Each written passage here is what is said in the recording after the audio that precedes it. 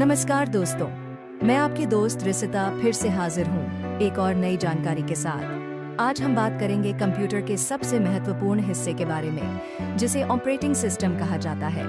Operating system computer का एक ऐसा भाग है जो हार्डवेयर और यूजर को आपस में जोड़ता है और उन्हें एक साथ काम करने में मदद करता है। तो चलिए, इस वीडियो में हम समझते हैं कि ऑपरेटिंग सिस्टम क्या है, ये क्या काम करता है, ये कितने प्रकार का होता है और इनकी खासियत क्या होती है। चलिए शुरू करते हैं। ऑपरेटिंग सिस्टम क्या है? ऑपरेटिंग सिस्टम OS वह सॉफ्टवेयर है जो कंप्यूटर हार्डवेयर और उपयोगकर्ता के बीच एक सेतु का काम करता है। यह कंप्यूटर के सभी कार्यों को नियंत्रित करता है और उपयोगकर्ता को कंप्यूटर के संसाधनों का प्रबंधन करने की अनुमति देता है। इसके बिना उपयोगकर्ता कंप्यूटर की क्षमताओं का उपयोग नहीं कर सकता।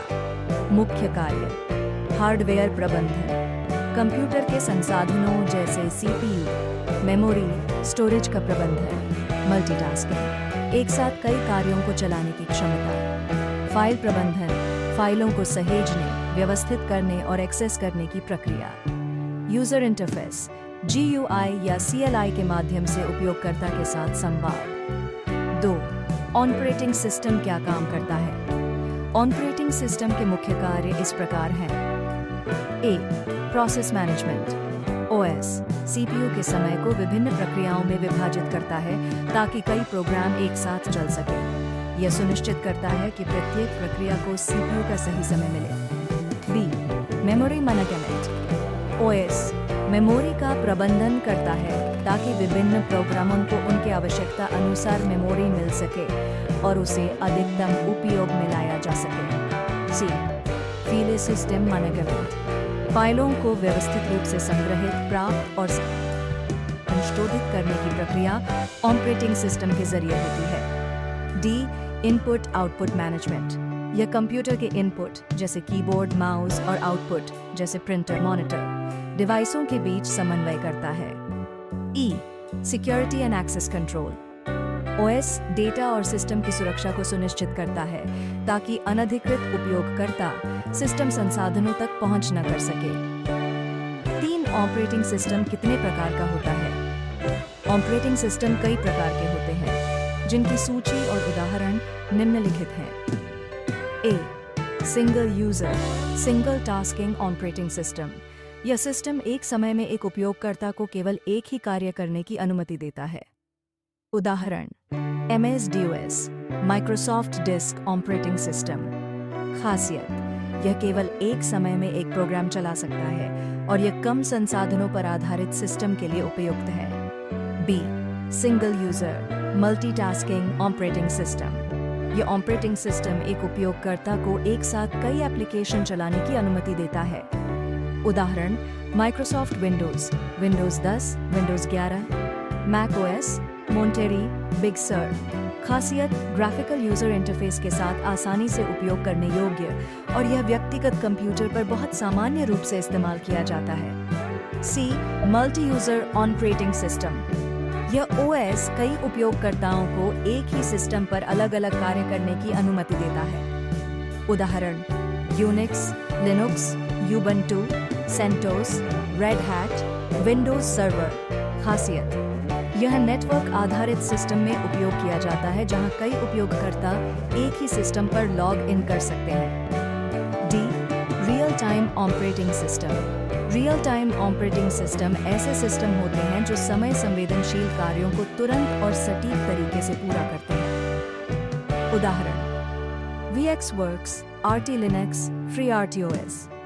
खासियत: यह उन कामों के लिए उपयोगी है जिनमें तुरंत प्रतिक्रिया की आवश्यकता होती है, जैसे हवाई जहाज नियंत्रण, मेडिकल उपकरण और automotive system. E. Embedded operating system.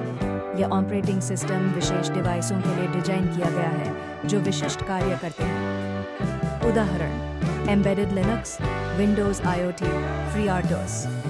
प्रत्येक ऑपरेटिंग सिस्टम की खासियत क्या होती है? A.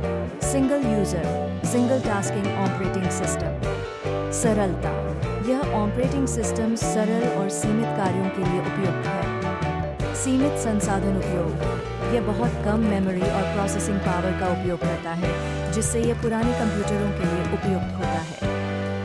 B single user multitasking operating system. Multitasking क्षमता। एक उपयोगकर्ता एक साथ कई प्रोग्राम चला सकता है, जैसे इंटरनेट ब्राउजिंग, वर्ड प्रोसेसिंग और multimedia playback. Graphical user interface. यह ऑपरेटिंग सिस्टम GUI के साथ आता है, जो इसे उपयोग में आसान बनाता है। सी मल्टी यूजर ऑपरेटिंग सिस्टम। संसाधन शेयरिंग। एक ही समय में कई उपयोगकर्ता एक ही सिस्टम संसाधनों का उपयोग कर सकते हैं, जैसे फाइलें, प्रिंटर और नेटवर्क। उच्च सुरक्षा। प्रत्येक उपयोगकर्ता के पास अलग लॉगिन और डेटा तक पहुंच होती है, जिससे उनकी व्यक्तिगत जानकारी सुरक्षित रहती है। D real time operating system. सटीकता और तेजी। यह समय संवेदनशील कार्यों के लिए उपयुक्त है, जहां देरी बर्दाश्त नहीं की जा सकती, जैसे स्वचालित नियंत्रण सिस्टम। निरंतरता। यह सिस्टम निर्बाध और लगातार चलने वाले कार्यों के लिए डिजाइन किया गया है।